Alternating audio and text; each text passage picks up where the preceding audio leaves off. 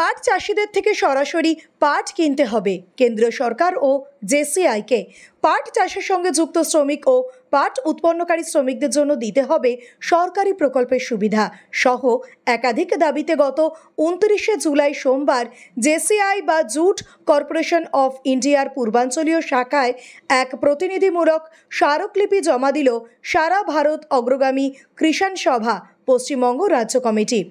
প্রতিনিধিত্বমূলক স্মারকলিপি দেওয়ার পাশাপাশি পাট চাষের সঙ্গে যুক্ত কৃষক ও শ্রমিকদের নানা সমস্যা ও তা সমাধানের বিষয়ে জেসিআইয়ের আধিকারিকদের সঙ্গে কথা বললেন স্মারকলিপি দিতে যাওয়া সারা ভারত অগ্রগামী কৃষাণ সভার কর্মীরা। আর এদিনের এই স্মারকলিপি প্রদান কর্মসূচিতে নেতৃত্ব দেন সারা ভারত অগ্রগামী কৃষাণ সভা পশ্চিমবঙ্গ রাজ্য কমিটির অন্যতম সম্পাদক ফরিদ মোল্লা। পাশাপাশি উপস্থিত ছিলেন সুখদেব দে, গোপাল বিশ্বাস সহ অন্যান্যরা। আর প্রতিনিধিত্বমূলক এই স্মারকলিপি প্রদানে প্রসঙ্গে সারা ভারত অগ্রগামী কৃষাণ সভা পশ্চিমবঙ্গ রাজ্য কমিটির অন্যতম সম্পাদক ফরিদ মোল্লা কি বললেন শুনে নেব। আমরা এই বছর আমাদের সংগঠন সারা ভারত অগ্রগামী কিষাণ সভা ফরওয়ার্ড ব্লকের কৃষক সংগঠন, তারা চিরকালই 80-র দশক থেকে এই যখন আমাদের কৃষিমন্ত্রী ছিলেন কমল গুহ, সেই সময় থেকেই পাট চাষিদের স্বার্থে আমাদের কৃষক সংগঠনের লড়াই আন্দোলন ছিল। এবারেও সেই লড়াই আন্দোলন আছে এবং আমরা ইতিমধ্যে দেখেছি যে উত্তরবঙ্গে জুন মাসের নাগাদ মার্কেটে জুট চলে এসেছে, কিন্তু জেসিআর যে সমস্ত দপ্তর, যে সমস্ত ক্রয় কেন্দ্র, সেই কোনো জুট কেনার কোনো তারা ব্যবস্থা করেনি।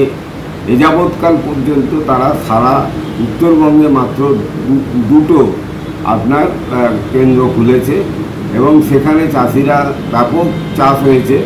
সেই চাষে চাষিরা তাদের মানে পাট সরাসরি জেসিআইকে কিনতে বিক্রি করতে পারছে না এবং ফলে দেখা যাচ্ছে যে মিডিল ম্যান, একটা মধ্যস্বত্বভোগীরা, তারা এখানে আমরা দেখব যে চাষিদের কাছ থেকে আপনার পাট কিনছে এবং সেটা হচ্ছে যা তার ন্যূনতম 1 কুইন্টাল পাট চাষ করতে গেলে তার 9,000 টাকা লাগে, কিন্তু তাকে দেয়া হচ্ছে এই বছর জেসিআই রেট করেছে মাত্র 5,000 টাকা। হায়েস্টটা ভালোটা, সবচেয়ে ভালোটা হচ্ছে 5,335 টাকা। আর তারপরে 4,500, 4,000 এরকম 3টে স্ল্যাবে তারা করেছে। আমরা এটা একইভাবে উত্তরবঙ্গের চাষিরা সেখানে পাট উঠে গেছে এবং সেই পাট বিক্রি করতে পারছে না। মিডিলম্যান বা ফোরেরাররা সেই পাট তাদের কিনছে এবং বাধ্য করছে তাদের কম দামে দিতে। সুতরাং এরকম একটা হতাশাগ্রস্ত, ঋণ নিয়ে অনেকে এরা চাষ করে, সেই ঋণ পরিশোধ করার ক্ষেত্রে তারা এবং চড়া দরে মাইক্রো ফিন্যান্সের ব্যাংক কোনো ফাইন্যান্স করে না।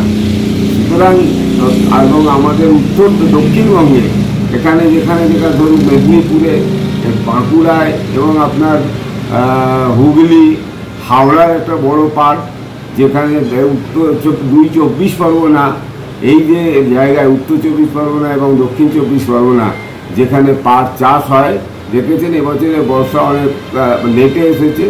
পাট তারা সঠিক সময়ে আপনার করতে পারেনি, মানে কাটতে পারেনি, জলের অভাবে পচাতে পারেনি এবং বহু পাট যারা কেটেছিল তারা সঠিক সময়ে জল না পাওয়ার ফলে বহু পাট শুকিয়ে গেছে, নষ্ট হয়ে গেছে।